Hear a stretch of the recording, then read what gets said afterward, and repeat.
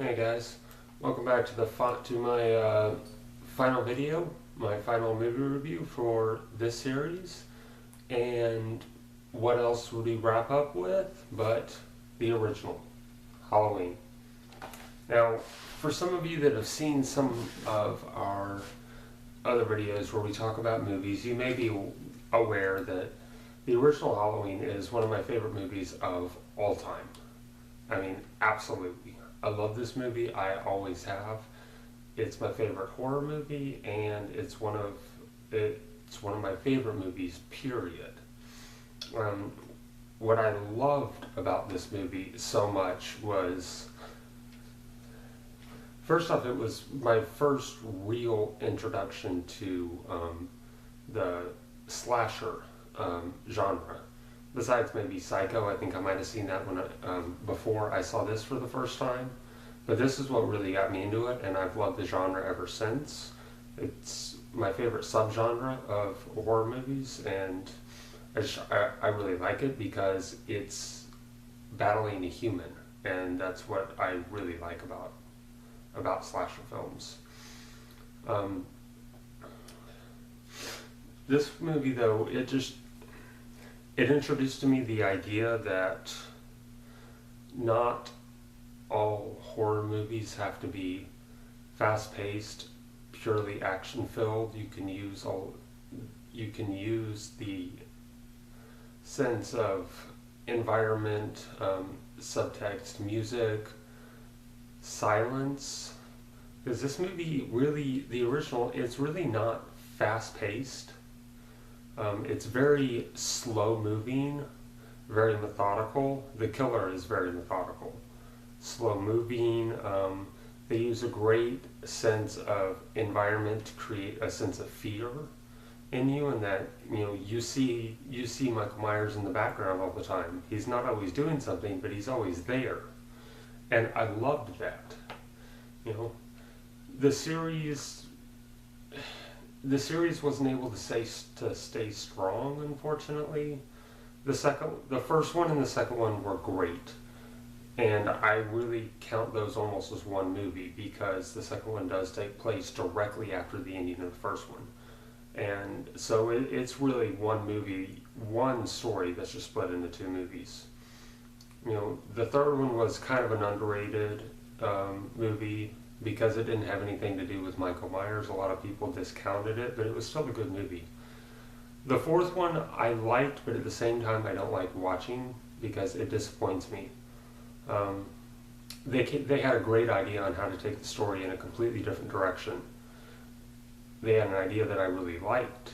It was the introduction of Danielle Harris into the horror genre, which was a huge thing, but they weren't able to keep going with the idea. The fifth one comes around and just basically pisses all over everything that they set up in number 4. Really, I would say besides 1 and 2, the only truly good one is Halloween H2O.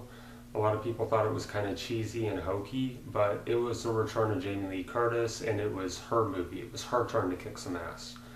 I liked it. I thought it was a fun one. Most of the newer ones are really awful. 5 is bad. 6 is really bad. I don't know. It had a strong start. They just couldn't seem to keep going with it, and I think that a large part of that was that they lost John Carpenter, and he is what made the series what it is. But let's talk about the remake.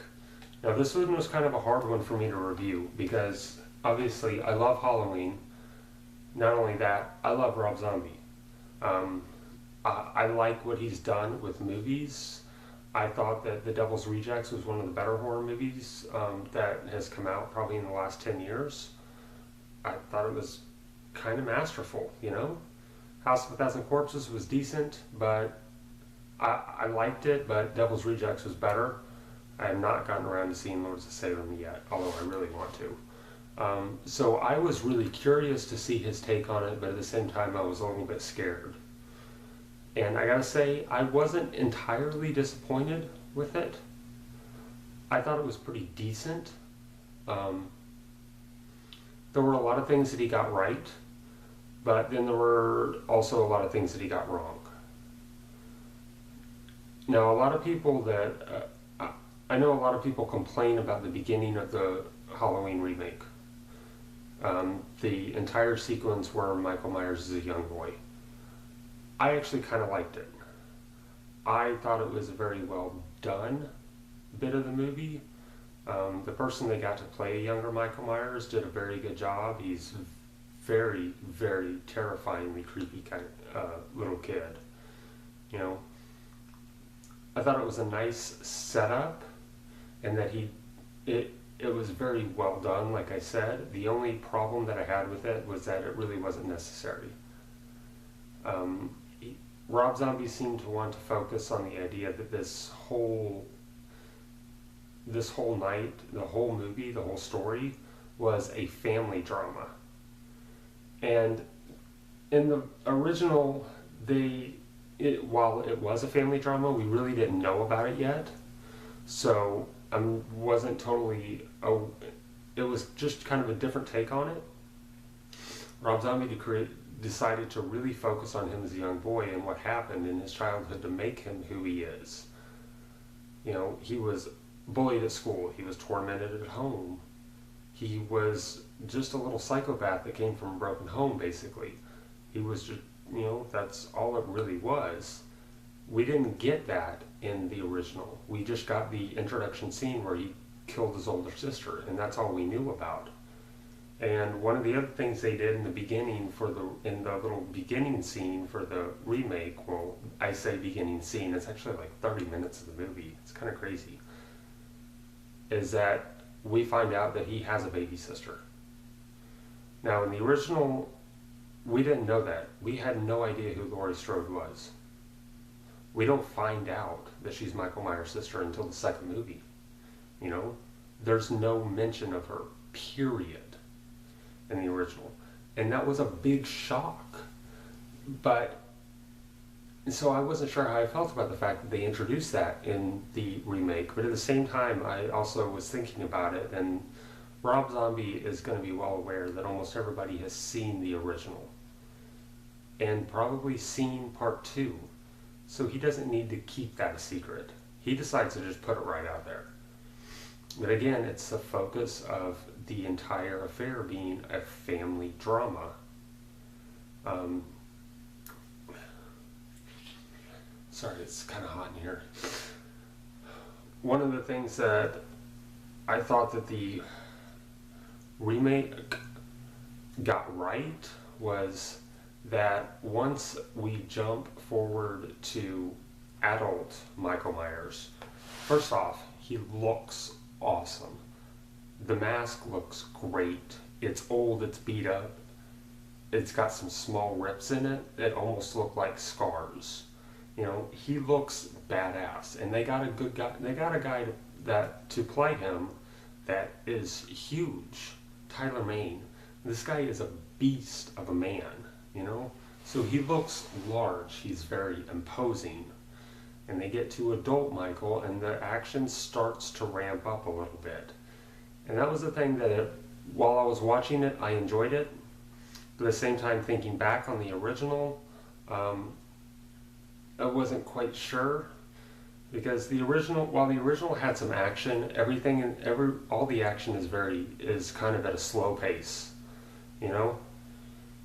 Rob Zombie doesn't like that. Rob Zombie doesn't do subtlety very well. If you've ever seen any of his movies, you'll know that. He likes to put everything right out in the forefront, you know?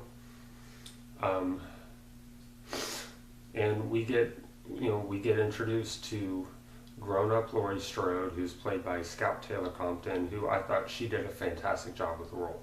She did very, very well with it, I thought. And once we get to that point in the movie, it wraps up pretty quickly. Because they spent so much time focusing on his childhood, there's not as much time focused on him breaking out and going after Laurie. There's not nearly as much time. It all speeds up very, very quickly. And that's probably part of the reason why the action felt like it was moving a lot faster, because it was just the movie that was really moving faster. I was kind of disappointed with the ending of the remake. Actually, I was extremely disappointed with the ending of the remake. The chase between Michael and Laurie and Dr. Loomis, it felt unfulfilled. It wasn't very long. It didn't have the good ending that the original had. The original had one of the best endings of any movie. You know, Michael Myers gets shot 6 times and he falls out of a window, and then the camera pans from inside to show where he should be laying in the yard, and he's not there. It's one of the most fantastic endings of any movie that I've ever seen. I loved it. The remake doesn't have that. The remake just has Laurie Strode shooting, pretty much shooting him in the face, and shows her with blood on her face screaming, and that's the end. And this was the unrated director's cut too. I was hoping for, I don't know what I was hoping for, but I wasn't hoping for that. This is actually the first time I've ever seen this. Not that. I didn't like it. The ending of the original was iconic in the sense that it was setting up its own sequel. The sequel was obviously already planned. And even if it wasn't planned, it's an ambiguous ending. It's an ending that's basically saying this guy is unstoppable. And you didn't get that in the remake. Rob Zombie was basically saying, yeah, he can be stopped by a 17-year-old girl. And I didn't care for that. Although it doesn't actually show him dead, and obviously he's not dead because Rob Zombie did a sequel, I didn't care for the ending. I thought it was, I don't know what I thought it was, but I didn't think it was good. Now, one of the things that I wanted to talk about real quick before I try to wrap this up is one of the main differences that I found between the two is Rob Zombie is trying to give a reason for who Michael Myers is and trying to give you a thorough explanation of who he is. That's one of the things that I liked and didn't like about the movie.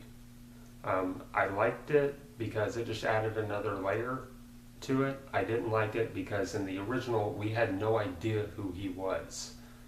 We didn't know what his motivations were. He just comes out of nowhere and starts killing people. He doesn't talk. There's no explanation about his backstory. Not really. I mean, we know who his name is and about his family, but that's it. He's just a shapeless, killing machine that can't be stopped. He's a complete mystery to us. He's not in this one. We know who he is. Rob Zombie almost wanted us to feel compassion for him. And I don't know how I felt about that. I think that this is one that I'll probably have to watch a couple of times before I really start to understand my feelings on it. But I'm running a little long, so I'm going to wrap this up real quick and just say that if this wasn't labeled as a Halloween remake, I thought it would have been a fantastic movie. As a remake of Halloween, it's not good. Well, it's not great. Let's put it that way. It's decent. But as a movie in general, it's a very good horror movie. It's very well done. It just doesn't compare to this. This is a classic, and part of this may just be me because, like I said, this is one of my favorite movies, but this is the one right here.